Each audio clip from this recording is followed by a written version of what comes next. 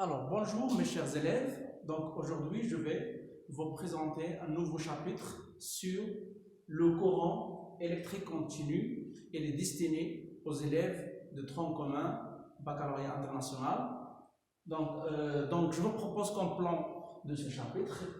Alors, premièrement, on va parler sur le phénomène d'électrisation. Donc, je vais vous mettre en évidence l'existence de deux types d'électricité. On va les découvrir expérimentalement. On va conclure.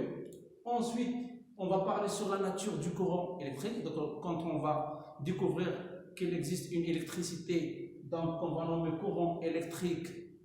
Lorsqu'il y a des charges qui se déplacent, on va les nommer un courant électrique. Alors, ce courant électrique, il se déplace dans deux différents milieux, donc soit dans des conducteurs métalliques ou bien dans les solutions électrolytiques. On va voir bien sûr une expérience sur les solutions électrolytiques.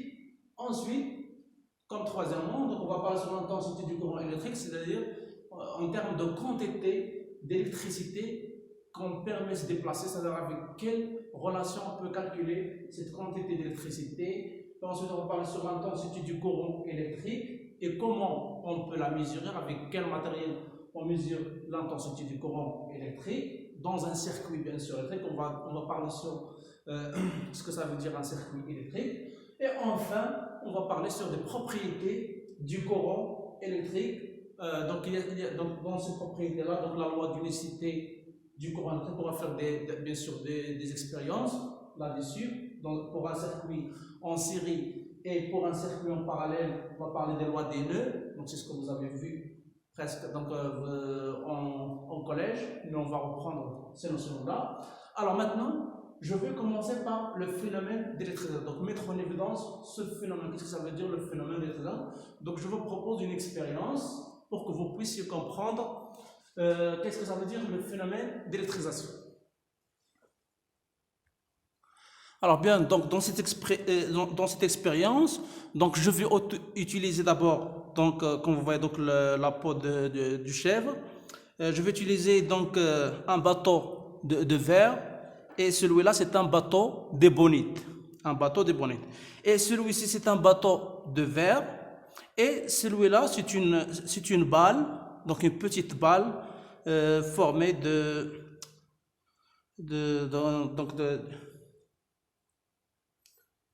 en plastique. Ok, donc je vais faire. Ici nous avons des petits bouts de papier. Donc je suis sûr et certain que vous avez déjà fait cette expérience. C'est quand vous frottez par exemple votre stylo avec votre cheveu et vous approchez le stylo à ces papiers et elle s'attire vers eux. Mais pourquoi? Donc c'est ce qu'on va expliquer dans cette expérience. Alors d'abord, donc je vais commencer par l'expérience. Donc j'utilise les bonites. Donc c'est un bonite. Je vais le frotter. Donc je le frotte.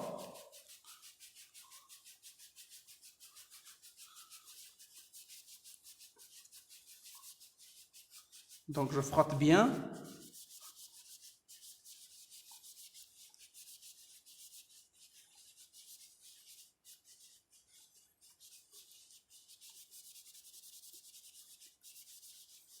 Et je vais le faire approcher au fer de verre. Donc, voilà. Donc qu'est-ce que vous remarquez? Donc il y a une attraction. Voilà. Donc le verre s'est attiré vers les bonites. Donc le verre s'attire vers les bonites. Ok, je reprends.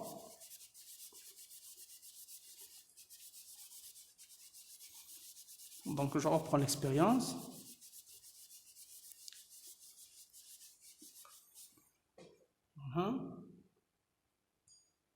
Voilà. Donc il y a attraction.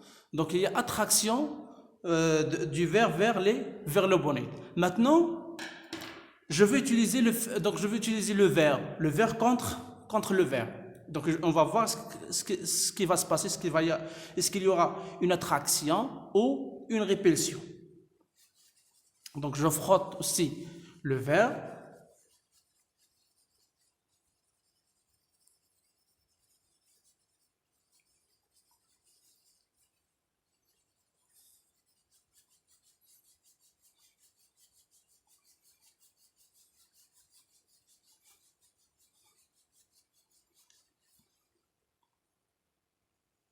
Donc vous remarquez, donc il y a une répulsion. Voilà. Donc il y a répulsion. Je reprends pour que vous puissiez voir ça.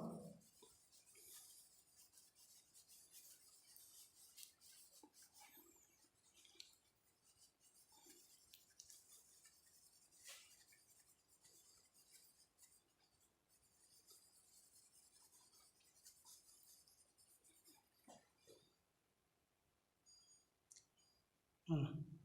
Donc il y a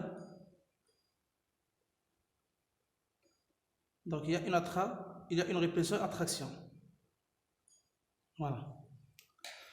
Donc c'est ça notre expérience. La même chose si je fais par exemple rapprocher cette balle, donc vous voyez, donc il y a attraction de ce fil de verre avec cette balle-là. Donc c'est ça l'expérience d'électricité. Donc on dit qu'on a, donc lorsque je frotte,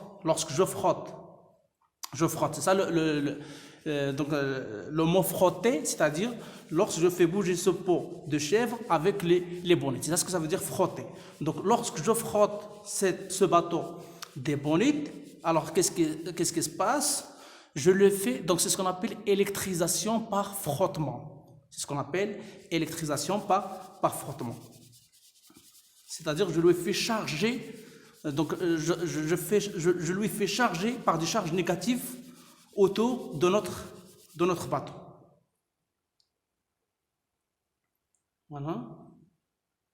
Donc il y a attraction de notre bateau.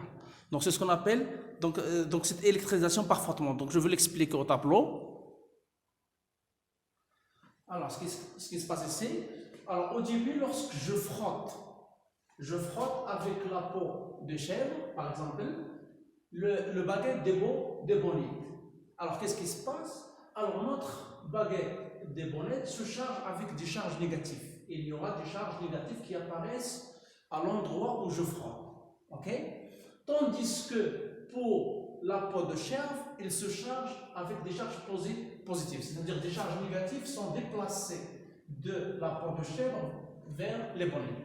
Donc les charges négatives se déplacent ici et les charges positives vont être de ce côté de la peau de chèvre. Ok? Alors ça c'est la première étape lorsque je frotte. Quand je termine les frottements, alors la deuxième étape qui se passe c'est le contact. Quand je fais approcher mon bateau des bonnettes, donc le bateau des bonnettes, lorsque je l'approche du bateau de verre. Alors, on sait très bien que le bateau de verre est initialement neutre. Donc, autant de charges positives égale autant de charges négatives. Parce qu'ils contiennent des atomes de verre qui sont au début neutres. Alors, lorsque je fais approcher les bonnettes du verre, il y aura des charges positives qui vont s'approcher du côté de l'ébonite. Donc, les charges négatives vont être s'éloigner et les charges positives s'approchent donc du côté de l'ébonite. Alors, qu'est-ce qui se passe? Alors, ces charges-là, donc ça c'est la deuxième, c'est le contact. Lorsqu'on fait le contact entre l'ébonite et le verre. Alors, troisième étape, ce qui se passe, c'est l'influence. On appelle étape de l'influence. C'est que les charges négatives vont être déplacées, c'est-à-dire chaque charge ici va être déplacée pour neutraliser. Chaque charge négative va être se déplacer ici avec la charge positive. La deuxième charge qui existe ici alors se déplace vers ici avec une charge positive, etc. Jusqu'à ce que toutes les charges qui se trouvent ici se déplacent totalement vers notre bateau de verre. Donc il y aura une attraction. Il y aura, et donc c'est pour cela, donc il y aura attraction. Il y aura une attraction. Par contre, donc ça c'est la première expérience quand tu utilises donc un bateau déboulé. Deuxième chose, c'est quand on utilise donc un bateau de verre qu'on frotte et on le rapproche d'un bateau de verre. Alors, qu'est-ce qu'on observe expérimentalement? Qu'il y a une répulsion. Voilà. Ça, c'est donc attraction pour ébonite frottée, bien sûr. Ébonite frottée. Donc, avec le verre. Okay? Donc, l'ébonite frottée avec le verre, il y a attraction. Okay? Lorsque je fais, bien sûr, donc il y aura répulsion.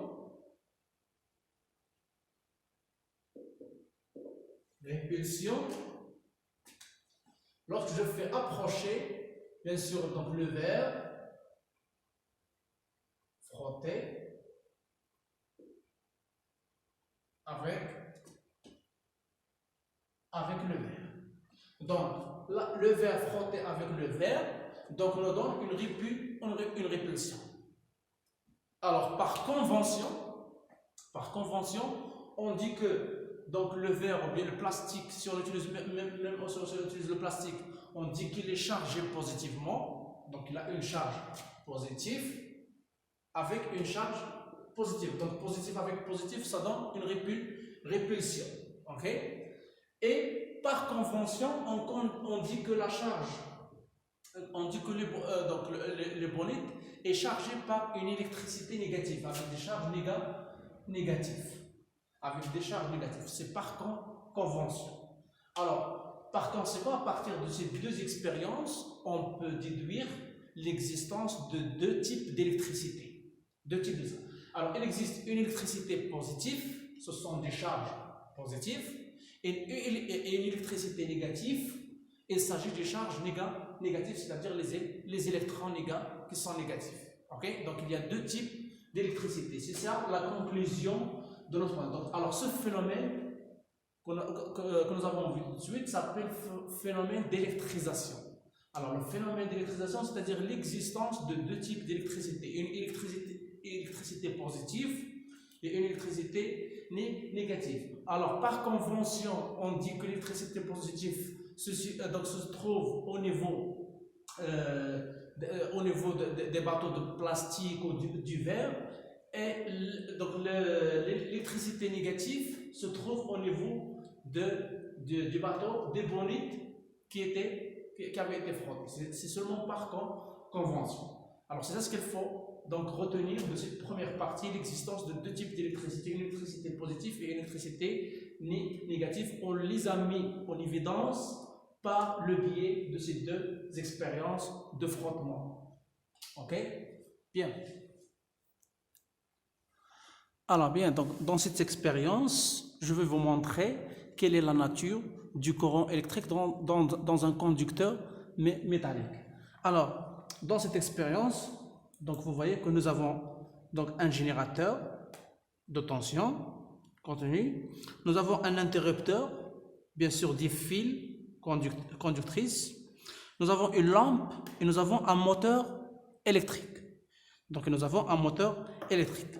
Alors, vous voyez donc avant que je ferme l'interrupteur, donc rien ne se passe.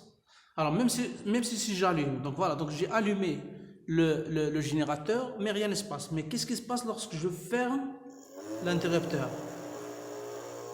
Voilà, vous remarquez que la lampe s'allume et le moteur électrique tourne.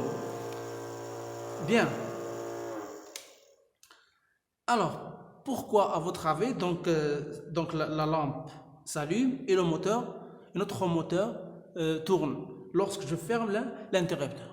Et bien, tout simplement, c'est que ces fils conductrices que vous avez devant vous, ces fils, ils contiennent des électrons qu'on appelle des électrons libres. Alors d'abord, celui-là, il s'agit d'un circuit.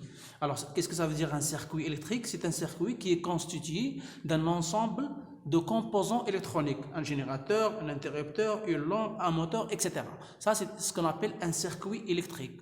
Alors, dans ces fils conductrices, ces fils, ils contiennent des électrons libres. On les appelle des électrons libres qui ne sont pas liés aux atomes. Parce que chaque fil conducteur, il est constitué d'un ensemble d'atomes. Par exemple, celui-là, c'est un fil de cuivre. Il est constitué d'un ensemble d'atomes de cuivre. Et dans chaque atome de cuivre, il y a un ensemble d'électrons libres. Alors, qu'est-ce qui se passe lorsque je fais allumer le générateur? Eh ben, elle pousse les électrons libres qui se trouvent dans le pôle positif et elle les tire vers le pôle négatif. Donc, ces électrons libres vont être déplacés du pôle négatif vers le pôle positif. Donc, c'est ça le sens de déplacement des électrons libres. Bien. Alors, par convention, bien sûr, parce que donc cette découverte des électrons libres était en retard par rapport à la convention du sens du courant électrique. Alors, je vais vous montrer ça. Donc, je vais faire ce schéma-là au tableau pour vous mettre le sens du courant et le sens des électrons dans notre circuit. Alors, dans ce circuit électrique qui est constitué d'un générateur, c'est ça le symbole du générateur. Le générateur, il contient le pôle positif et le pôle négatif. Et notre interrupteur, l'interrupteur de symbole K, l'interrupteur K, c'est celui qui permet de fermer le circuit ou de faire ouvert le circuit. Et la lampe est notre moteur. Le symbole de la lampe est celui-là, que vous avez vu au collège. Et le symbole du moteur électrique, c'est celui-ci. Ok? Alors, quand je ferme l'interrupteur, j'observe que la lampe s'allume et le moteur tourne. Alors, c'est-à-dire que dans ces fils conducteurs, on a fait déplacer les électrons libres qui se trouvent dans toutes les fils. Alors, parce que chaque fil, donc, il contient un ensemble des atomes de cuivre, puisqu'il s'agit ici d'un fil de cuivre, il est constitué d'un ensemble d'atomes de cuivre, et chaque atome de cuivre contient un ensemble d'électrons libres qui ne sont pas liés à l'atome, c'est-à-dire qu'ils peuvent être déplacés librement à l'effet ou bien sous la tension de ce générateur. Alors ce générateur, qu'est-ce qu'il fait? C'est comme elle pousse les électrons de la borne positive vers la borne négative. Donc, par définition, donc les électrons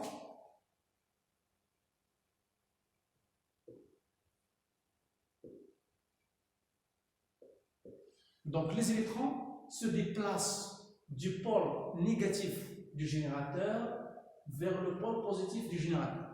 Donc, ils se déplacent dans ce sens. Okay? C'est ça le sens conventionnel des électrons. Par conséquent, le sens du courant électrique, elle était faite par convention, parce qu'on a mis la convention du sens du courant électrique avant la découverte des électrons. Et bien, le sens du courant électrique, il est dans ce sens. On le note I. Donc, I.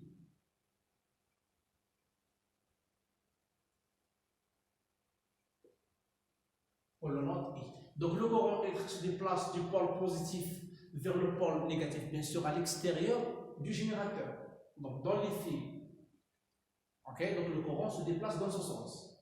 Et les électrons se déplacent du sens inverse. Alors, en fait, donc, quelle est la nature du courant électrique dans un conducteur métallique? Alors, celui-là est un conducteur métallique.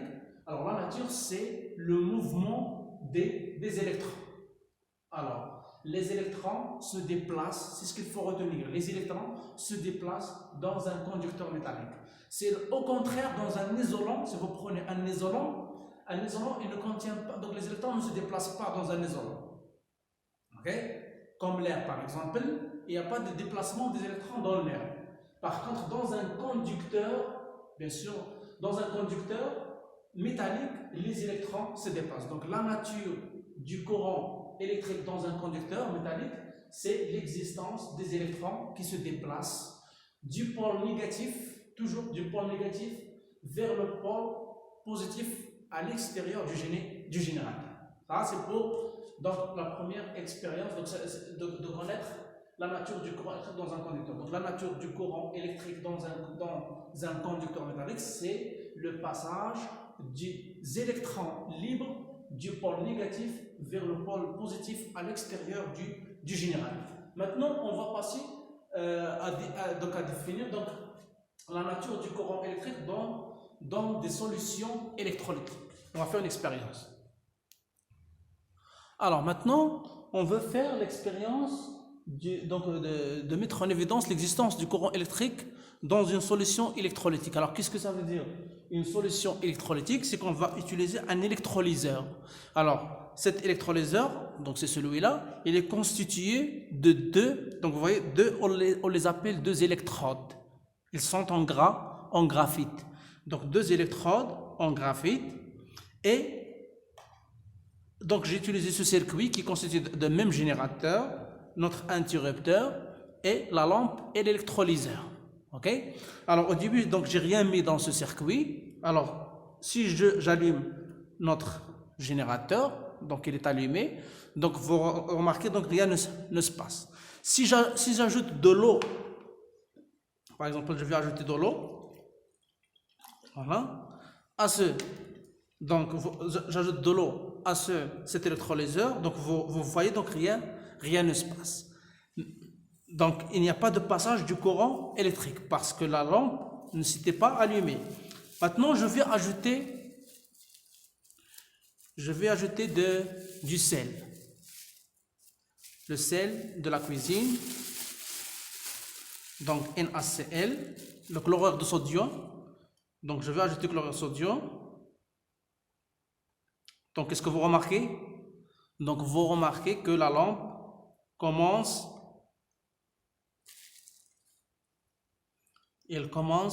bien sûr à s'allumer. Donc c'est-à-dire qu'il y a le passage du courant électrique.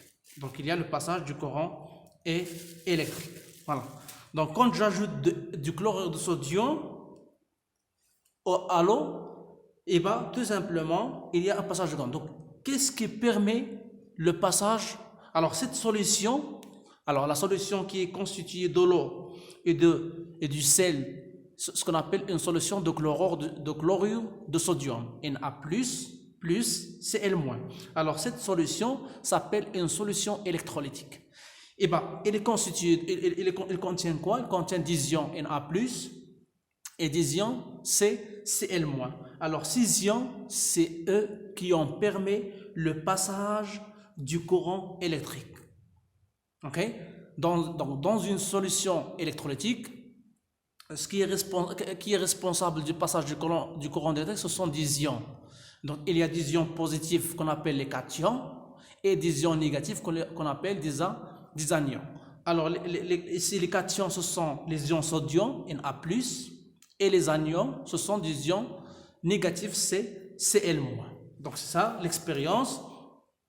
Et bien sûr, donc cette expérience s'appelle l'électrolyse que vous allez voir donc en deuxième année bac.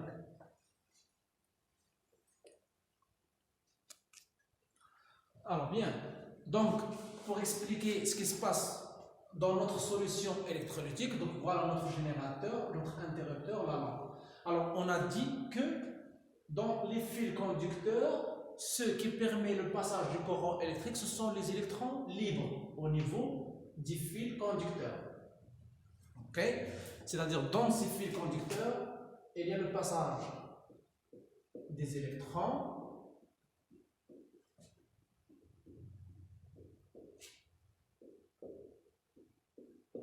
donc le passage des électrons libres dans les fils conducteurs. Mais dans notre solution électrolytique, il n'y a pas de passage de courant des électrons. Il n'y a pas de mouvement des électrons ici. Ok? Alors, ce qui déplace? Alors, tout simplement, c'est les ions positifs et les ions négatifs. Alors, les ions positifs vont se déplacer vers le côté, donc ils vont se trouver au côté qui est lié au pôle négatif du générateur, et les ions négatifs vont se trouver à ce côté-là, où se trouve, bien sûr, donc c'est le côté relié au pôle positif du générateur. Donc les cations se déplacent dans le sens inverse des électrons, et les anions se déplacent dans le même sens des électrons, le déplacement des électrons. Ok? Donc ça, c'est le déplacement des ions. Donc, ce qui assure le passage du courant électrique dans les solutions électrolytiques, ce sont les anions et les cations. Les ions positifs, on les appelle cations, et les ions négatifs, on les appelle les anions. Okay? C'est ce qu'il faut retenir.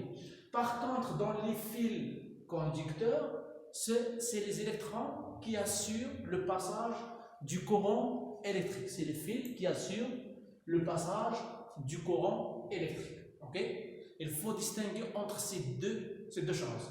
C'est-à-dire les électrons qui se déplacent dans les fils conducteurs et les anions et les cations, c'est-à-dire les ions positifs et les ions négatifs qui se déplacent dans les solutions électrolytiques, c'est eux qui permettent le passage du courant. Donc c'est comme, donc faisons une liaison pour faire relier les deux, parce qu'on a fait l'expérience de Von Neumann.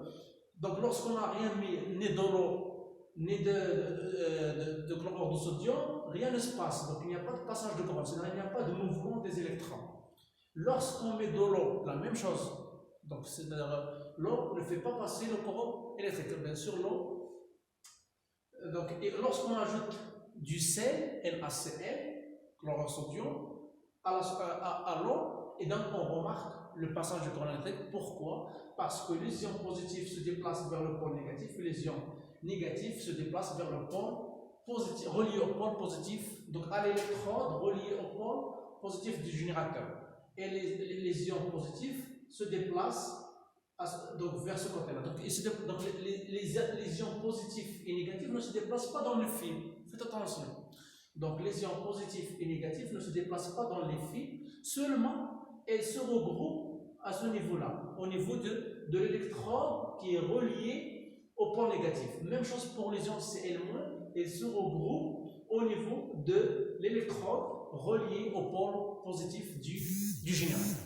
C'est tout ce qu'il faut savoir sur, bien sûr, les solutions électrolytiques. Donc ça, c'est pour la deuxième partie, la nature du courant électrique dans les fils conducteurs et dans les solutions électrolytiques. Les solutions électrolytiques.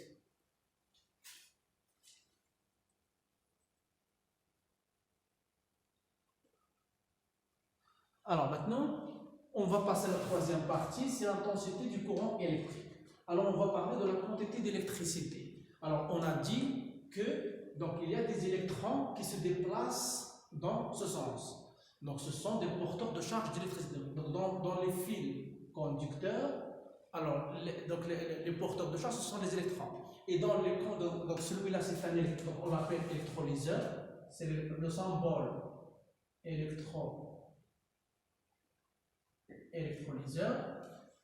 Et ça c'est la lampe, notre lampe. Le générateur, bien sûr, notre interrupteur.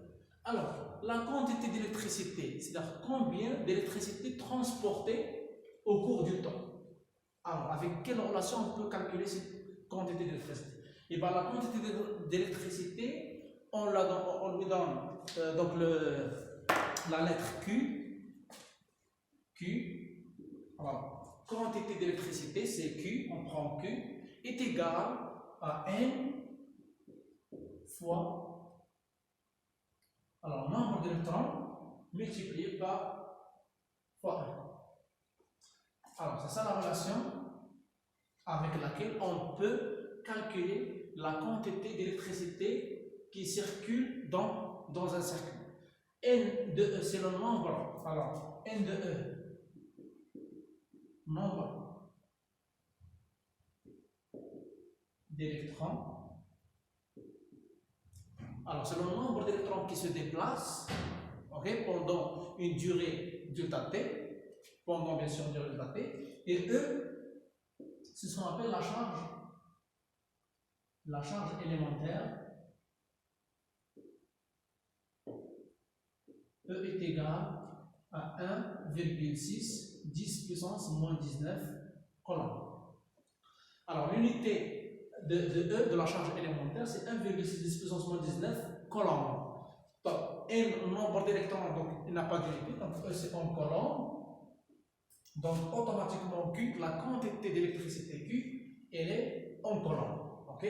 Donc c'est comme ça, avec cette relation, on peut calculer la quantité d'électricité que transmet un circuit pendant une durée delta T. Alors maintenant, qu'est-ce que ça veut dire l'intensité du courant électrique? L'intensité du courant électrique, alors si on prend donc un fil conducteur, alors si on prend un fil conducteur, ok, donc on suppose qu'elle est cylindrique, alors si à un instant T, donc bien sûr là on parle d'un courant, intensité de courant continu. Alors qu'est-ce que ça veut dire intensité de courant continu? Alors si je prends un instant T, une surface S de ce métal, de ce petit métal de fil de cuivre. Et à un instant T', je prends la même surface S' qui est égale à S. Ok? Alors, si le nombre d'électrons, alors si vous avez par exemple 3 électrons qui rentrent dans cette surface à cet instant T est égal au nombre d'électrons qui sortent à l'instant T' qui est égal à T, on dit qu'il s'agit d'un courant électrique continu. Okay? Donc, c'est ça la définition du courant électrique continu. Si le nombre d'électrons entrant dans une surface S à un instant T, ou bien pendant un instant T, donc pendant un instant T, est égal au nombre d'électrons qui sortent de la même surface, donc S' est égal à S, pendant la même durée T' qui est égal à T, on dit qu'il s'agit du courant électrique I. Alors, son intensité, donc on lui donne le nom de I, l'intensité I, et qui est égal à quoi? Donc c'est le nombre d'électrons qui se déplacent, qui est égal à Q sur delta T. Alors, cette intensité du courant I, alors c'est pour cela qu'on l'appelle intensité I. Donc, ce I vient de ce terme-là, donc intensité. Donc, l'intensité du courant, donc pour mesurer cette intensité, donc I est égal à Q, c'est-à-dire le nombre d'électrons qui se déplacent pendant la durée delta T. Donc, I est égal à Q sur delta T. Alors, Q, bien sûr, c'est en coulomb. Et delta T, c'est en secondes. Donc la durée en secondes. Et I, l'intensité de I, il est mesuré par un appareil que vous connaissez déjà, donc il s'appelle l'ampèremètre. C'est pour cela qu'on lui donne la lettre A, donc ampèremètre. Donc l'intensité I, c'est avec cette intensité qu'on mesure le courant électrique qui circule dans un métal. Il est en ampèremètre. Et delta T, c'est la durée du passage de ces électrons en secondes, et Q, c'est notre quantité d'électricité en coulomb. Alors, vous avez ici deux relations, donc Q qui est égal à N de E fois E, ou bien I qui est égal à Q sur delta T. Donc, pour mesurer, donc I est égal à Q sur delta T. I, c'est l'intensité du courant, et Q, c'est la quantité d'électricité qui se déplace pendant la durée delta T en secondes. Donc vous avez ici deux relations. Alors bien sûr, pour mesurer l'intensité du courant, donc on utilise un appareil qui s'appelle un ampèremètre. Donc c'est ça son symbole. L'ampèremètre, il est constitué nous avons deux types d'ampèremètres. Nous avons un ampèremètre numérique et un ampèremètre à aiguille. Je vais vous les montrer tout de suite dans une expérience.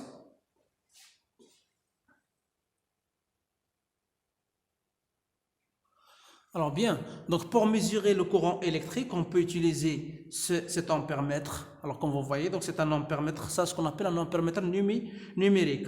Alors ce ampèremètre, donc il est constitué de plusieurs.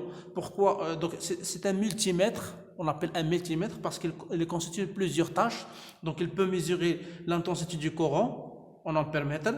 On peut mesurer donc la résistance. On peut mesurer la tension en volts, donc voilà le volt, voilà l'ampèremètre, etc. Donc on peut même mesurer la tension, etc. Donc il y a plusieurs, donc c'est pour cela qu'on l'appelle multimètre. Mais nous, on s'intéresse à l'intensité du courant. Pour mesurer l'intensité du courant, on utilise l'ampère-mètre. Ok? Donc on se place, alors cette flèche-là se place dans cet endroit de l'ampérage, donc de l'ampère-mètre. Alors ces deux signes, alors ces deux traits, ce trait-là, alors je ne sais pas ce que vous le voyez. Alors ce trait, ça veut dire qu'il s'agit d'un courant continu. C'est notre objectif de ce cours. Donc le courant continu, c'est-à-dire que le déplacement des électrons sont identiques donc, pendant la même durée de temps. Donc les électrons qui rentrent dans une surface S pendant la même durée T sont égaux. Okay? Alors celui-là, c'est un courant alternatif. C'est-à-dire qu'il change de signe. Alors nous, on s'intéresse seulement à cet endroit-là. De 2, 20, 200. Alors ça, c'est celui qui va nous donner la valeur exacte numériquement. Ce qu'on appelle un multimètre numérique. Bien. Alors celui-là, donc cet ampère-mètre, c'est un ampère-mètre à aiguille. Donc je vais vous montrer donc, la relation avec laquelle on peut calculer l'intensité du courant. Celui-là s'appelle le calibre. Donc vous voyez donc le concept de calibre 10 ampères, 3 ampères, 1 ampère. Donc le calibre on lui donne C. Donc C. Donc soit 10 ampères, 3 ampères, 1 ampère, 300 mA, 100 mA, 30 mA. Et il y a ici 10 mA, 3 mA, 1 mA, 300 microampères, 100 microampères, 100 mV. Alors cette partie-là, donc il s'agit du courant continu, comme vous voyez toujours. Donc il y a donc un tiré. Donc lorsque vous trouvez un tiré, c'est-à-dire qu'il s'agit d'un courant continu. Ici, donc vous trouvez donc ce signe-là, c'est-à-dire à peu près. Donc c'est un signe qui veut dire que cette partie-là, elle est désignée pour le courant alternatif, ou bien sinusoïdal. Sinusoïdal. Mais nous, alors autre chose. Alors vous voyez ici que cet ampère-mètre à aiguille, on l'appelle ampère-mètre à aiguille, il contient ce qu'on appelle la classe de notre appareil. Alors en DC, c'est-à-dire courant continu, est égal à 1,5, en alternatif est égal à 2, c'est-à-dire l'erreur que peut commettre cet appareil, ce qu'on appelle la classe. Alors pour DC, c'est 1,5. C'est ce qu'il faut connaître. Donc DC, et bien sûr, chaque ampère-mètre, il contient une borne, la borne COM. Donc comme vous voyez, c'est la borne COM, c'est celui-là, la borne COM. Ici, il contient deux bornes. Soit vous entrez dans la borne ampère ou la borne 10 ampères, parce qu'il contient trois bornes. La borne ampère ou la borne 10 ampères. Et cette borne s'appelle la borne COM. Okay? C'est la borne négative, le moins ou bien COM. Okay? Bien. Maintenant, on va mesurer l'intensité du courant qui circule dans ce circuit. Alors, je vais faire allumer notre circuit et je vais faire marcher ce circuit. Bien. Donc, toujours le pôle positif avec 10 ampères, le pôle négatif vers COM. Voilà. Donc, vous voyez. Donc, il vous donne une valeur, on va la laisser jusqu'à ce qu'elle soit stable, une valeur 0,43, presque 43 ampères. Alors ici, donc la méthode pour utiliser un ampère-mètre à aiguille, on peut toujours partir donc on peut utiliser toujours donc un calibre très grand. Ensuite, on se déplace vers les calibres les plus bas jusqu'à obtenir, voilà, donc ça c'est pour 1 ampère, jusqu'à obtenir la déviation la plus éloignée. Si je passe à 300 mA, donc vous voyez, donc elle se déplace vers l'autre côté, donc il faut revenir à ce calibre. Donc ce calibre, c'est celui qui va nous donner la valeur exacte. Donc c'est comme ça qu'on utilise, avec cette méthode qu'on utilise bien sûr cet ampère-mètre à aiguille. Toujours on part du grand calibre vers les petits calibres. Ok, donc on peut calculer bien sûr avec, donc vous voyez avec 10 ampères, même si ça va nous donner une valeur très faible, donc c'est difficile. Avec 3 ampères, c'est mieux, on peut utiliser. Avec 1 ampère, c'est bien, on peut utiliser 1 ampère, le calibre de 1 ampère. Mais avec 300 milliampères, non, on ne peut pas utiliser ce calibre. Bien. Si par exemple j'utilise seulement le calibre de 1 ampère, alors comment j'utilise celui-là pour trouver cette valeur? Donc nous avons ici 0,43 ampères. Ok, 0,43 ampères, c'est l'intensité du courant qui circule dans ces circuits. Alors si je vais vérifier cette valeur en utilisant l'ampèremètre à aiguille, qu'est-ce que je fais? Je lis la déviation. Alors la déviation qui se trouve puisque je me trouve dans le calibre de 1 ampère, donc il est préférable de lire la déviation dans l'ampère de 100, dans le cadrage qui contient 100 graduations. Ok, les 100 graduations. Voilà les 100 graduations. Si j'utilise par exemple 3 ampères ou 300 milliampères, je lis dans le calibre qui est constitué de 30 graduations. Le cadrage, celui-là. Maintenant, je vais utiliser celui de 100. Ok? C'est très important. Il faut que je lis dans celui qui contient 100 graduations. Alors, dans 100, donc nous avons ici 0, 20, 40. Donc 41, 42, presque 43. Donc c'est 43. Donc vous voyez, donc c'est 43 déviations. Donc il faut lire toujours comme ça, donc c'est 43. Donc, puisque c'est 43, alors déviation. Alors, avec quelle relation on peut utiliser, qu'on va utiliser pour trouver cette intensité de 0,43? On va utiliser cette relation. Suivez-moi dans le tableau. Alors, donc pour calculer l'intensité du courant en utilisant un ampèremètre à déviation, donc on utilise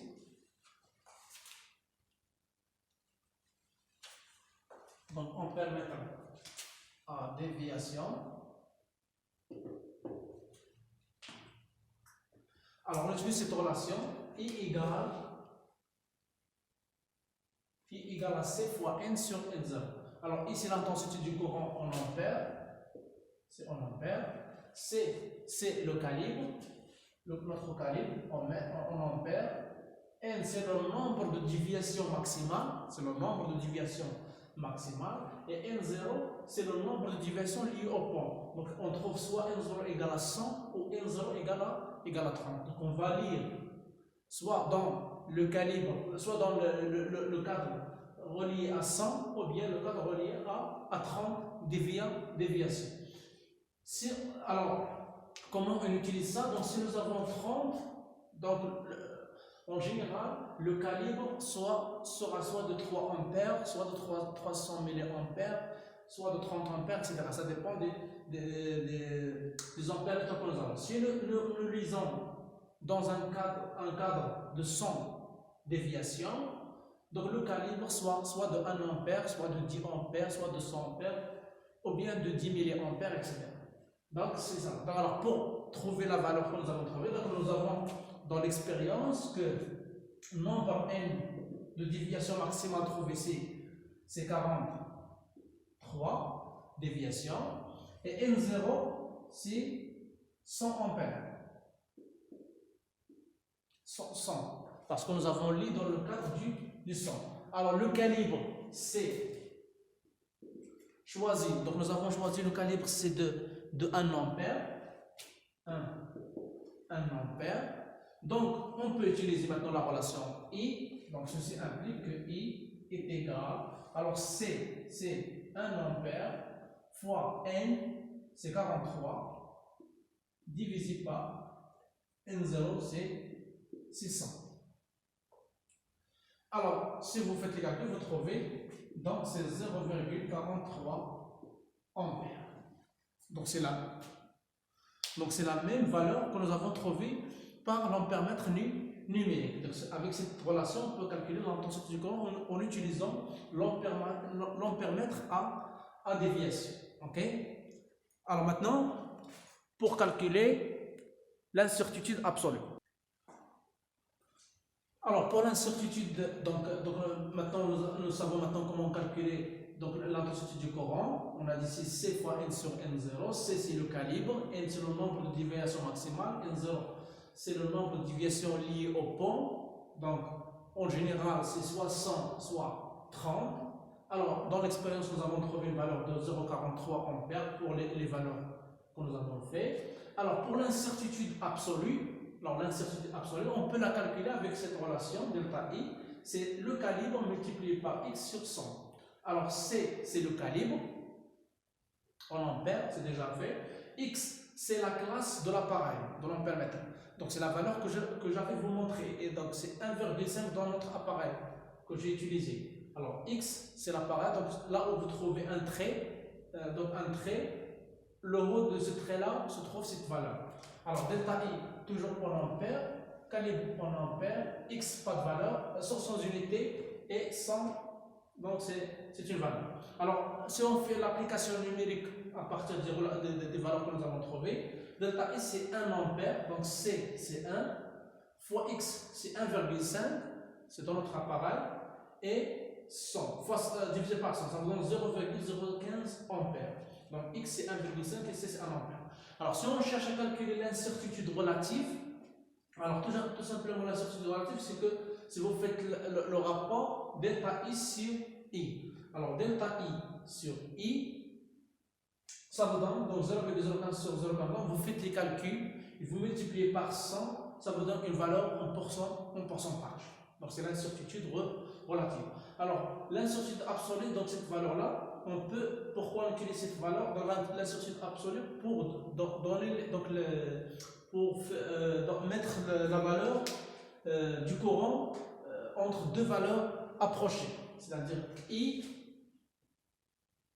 elle sera entre 0,43 plus cette valeur delta I, 0,015, et elle sera entre 0,43 moins 0,015, c'est-à-dire le pourcentage d'erreur. Donc I sera entre 0,43 plus 0,15 et moins. C'est-à-dire toujours I, on peut la mettre entre I plus delta I et I moins delta I. Donc c'est ça ce qu'on veut dire l'incertitude, c'est-à-dire le degré d'erreur. Donc I doit être entre ces valeurs, entre I moins delta I et I plus delta I, parce que chaque appareil a un degré. Bien sûr, ces valeurs-là doivent, donc le pourcentage de l'incertitude relative, pour dire que la valeur mesurée de l'intensité est correcte, il faut que l'incertitude relative soit inférieure à 10%. Okay? Donc c'est ce qu'il faut savoir sur comment mesurer l'intensité du courant. Maintenant, on va passer à la dernière partie, ce sont les propriétés du courant électrique. Alors maintenant, on va passer à la dernière partie, donc les propriétés du courant. On va montrer ce que ça veut dire la loi d'unicité du courant dans un circuit série et la loi de Nu pour un circuit parallèle. Alors, le circuit que je veux prendre, c'est celui-là. Donc, il contient un générateur, un interrupteur, un premier ampèremètre, et l'électrolyseur, deuxième ampèremètre, notre lampe et l'autre ampèremètre, troisième ampèremètre. Alors tout ce circuit, on dit qu'il est en série. Donc on va définir ce que ça veut dire un circuit en série. Alors nous avons dit que le courant, les électrons vont se déplacer dans ce sens. Les électrons vont se déplacer dans ce sens.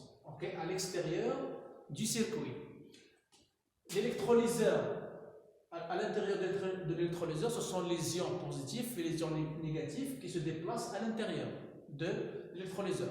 Et c'est eux qui permettent le passage du courant électrique. Donc ici, par exemple, Na+, ici c'est Cl-, et ici c'est les ions Na+, qui sont à l'intérieur de notre solution électrolytique. Okay? Alors la lampe, alors bien sûr le courant électrique, I, l'intensité I, donc je n'ai pas mentionné ça dans l'exercice précédent, dans la partie précédente. Alors le courant électrique de symbole I, et c'est fait donc par convention I et se déplace du pôle positif vers le pôle négatif. C'est par convention du pôle positif vers le pôle négatif du générateur. I. Alors du pôle positif vers le pôle négatif du générateur. Alors cette intensité, alors ce qu'on cherche, c'est quoi? Est-ce qu'on va montrer est-ce que l'intensité du courant I mesurée par son ampère-mètre est égale à celle mesurée par ce deuxième ampère-mètre est égale à celle mesurée par ce troisième ampère-mètre. Ok? C'est ce qu'on appelle la loi d'unicité du courant. C'est-à-dire que l'intensité, lorsque nous avons un circuit, ce circuit s'appelle un circuit en série. C'est-à-dire que l'intensité du courant I est la même dans tous les points de ce circuit. Elle garde la même valeur. I ici, c'est la même chose ici, c'est la même chose ici, c'est la même chose à chaque point de ce circuit. On va montrer est-ce que l'intensité du courant est la même. Donc c'est pour cela qu'on va utiliser ces trois appareils, l'ampère-mètre. On va rafraîchir la valeur ici, la valeur ici, la valeur ici. On va voir est-ce qu'ils sont égaux. Si on va appeler par exemple celle-là, c'est par exemple celle-là, c'est I1. C'est celle qui va passer dans ce circuit jusqu'ici. Alors ici on va appeler I2. C'est celle qui va passer d'ici jusqu'à ici. Et ici on va l'appeler I3. C'est la valeur qui va se déplacer. On va voir est-ce que I1 égale à I2 égale à I à I3. C'est ce qu'on appelle la loi d'unicité du courant. On va faire cette expérience. Alors voilà notre circuit. Donc le plus vers le premier ampère-mètre, vers l'électrolyseur, vers le deuxième ampère-mètre, vers notre lampe, ensuite vers le troisième ampère-mètre, vers le générateur. Alors maintenant vous voyez 0, 0, donc 0. Rien ne s'affiche. Je vais faire allumer notre circuit. Alors vous voyez, donc c'est 0,45, 0,45. Donc c'est la même valeur. Ici, j'ai utilisé un ampère-mètre à aiguille. Donc nous avons ici, alors vous pouvez lire ici, donc 40, 41, 40, donc 42, 44, 40, 45. Donc c'est 45 déviations parce que l'ampère-mètre, donc le calibre utilise toujours un ampère. Donc 45, on va la multiplier par 100. Donc nous avons 100 ici, je vais lire sur le calibre de 100, sur le cadrage de 100 du pont, 100. Donc 45 multiplié par 100, 45 multiplié par 1 ampère divisé par 100. Donc ça vous donne 0,45 ampères. Donc c'est la même valeur que celle-ci. Donc c'est ça ce qu'on appelle la loi d'unicité du courant. La loi, c'est-à-dire le courant est le même dans un circuit en série. C'est celui-là, un circuit en série. Donc dans un circuit en série, le courant est égal à la même valeur. Voilà. Voilà. Donc ce que nous avons obtenu, c'est que I1 qui est égal à 0,45 ampères est égal à I2 est égal à I3 est égal à I. Ok, donc c'est la même valeur. Ok. Alors I2, parce que j'ai utilisé ici un ampère-mètre à aiguille, je pourrais vous faire le calcul. Donc I2 est égal à 45 déviations multiplié par 1 ampère, le calibre, divisé par 100, ça vous donne 0,45 ampères. Donc toujours utiliser la relation I, donc c'est C fois N sur N0. Sur N0. Donc c'est C fois N sur N0, ça vous donne la valeur 0. Donc C, c'est 1 ampère, fois 45, c'est le nombre de déviations, sur 100, c'est N0, ça vous donne 0,45 ampères. Ah, donc c'est ce qu'on appelle la loi d'unicité du courant. Maintenant, on va passer à la loi d'Euler. Alors maintenant, on va construire un circuit en dérivation qui contient deux lampes. Et on va utiliser donc 3 ampères-mètres pour voir donc les intensités, comment elles sont. Alors on va d'abord donc mettre ce circuit en dérivation. Voilà. Bien, donc on va construire notre donc la nœud.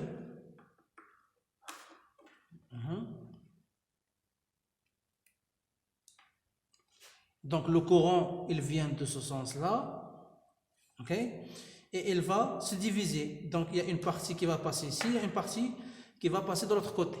On va mettre l'ampèremètre. Donc le premier ampèremètre, c'est celui-là, c'est celui qui vient de la source.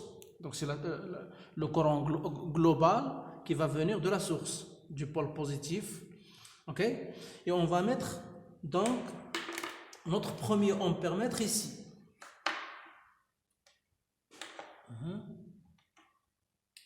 On va mettre notre premier ampèremètre ici.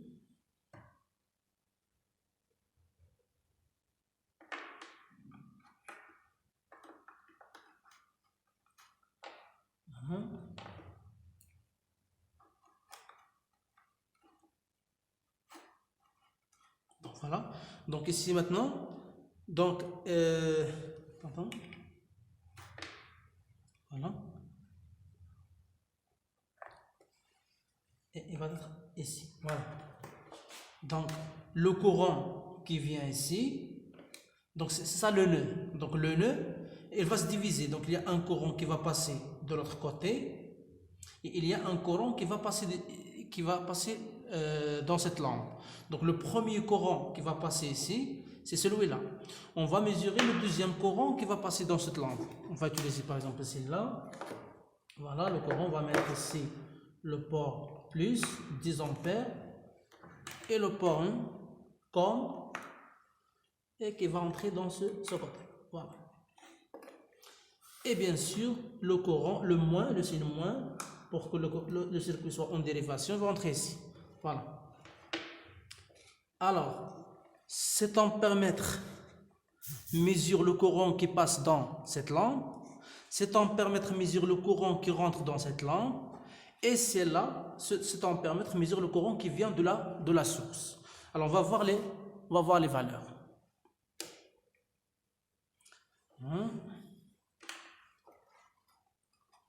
Il y a quelque chose qui cloche.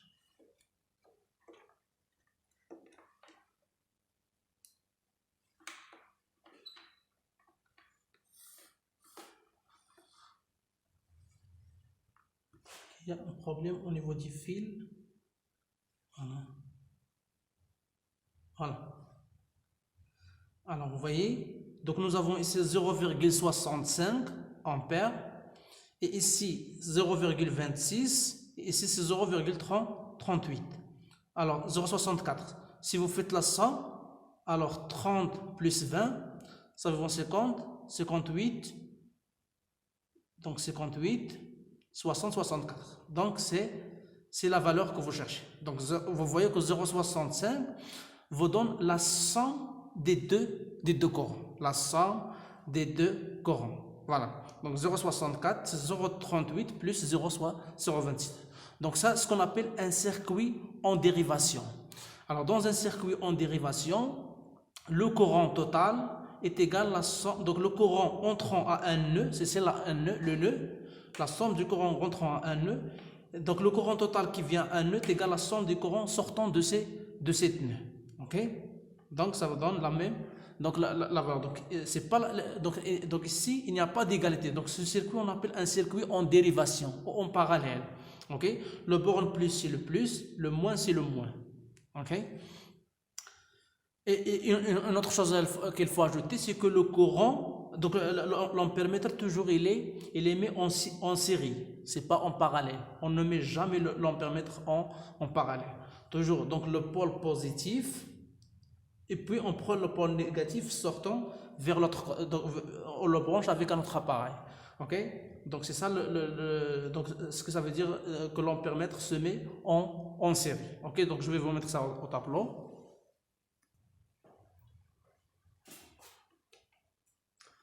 Donc c'est ça notre circuit que nous avons fait expérimentalement. Voilà le générateur, l'interrupteur K, l'ampèremètre, le premier ampèremètre.